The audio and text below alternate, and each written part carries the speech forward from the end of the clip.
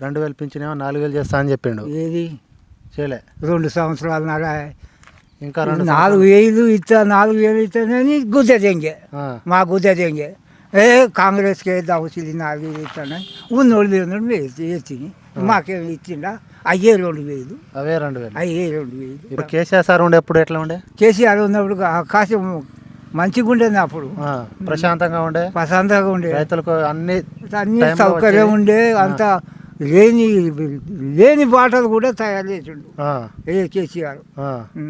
ఎక్కడ డాంబర్ రోడ్డు, ఎక్కడ ఇది లేదు, ఎక్కడ బాట బురద అంటకుంటే చేసిండు. కేసీఆర్ ఉన్నప్పుడే ఒక తీరు మంచిగా ఉండేది. ఇప్పుడైతే మంచి లేదు, ఏం బాగలేదు, అంతా చదువుతారు.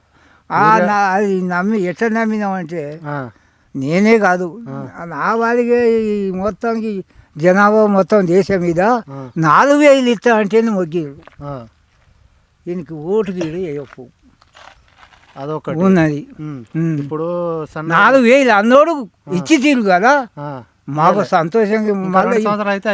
మళ్ళీ ఇప్పుడు చెంగల్ దునికి వానికి ఓటేసు కాంగ్రెస్. ఇంకో 2 సంవత్సరాలు అయితే అయిపోతాయి. 2 సంవత్సరాలు అయితే అయిపోయింది. మళ్ళీ వస్తాడు ఆయన. ఇక మా ఏ జన్మల 20 సంవత్సరాల కింద వచ్చింది కాంగ్రెస్, మళ్ళీ పోతాడు ఇక.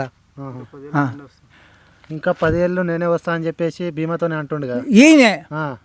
వస్తాడా?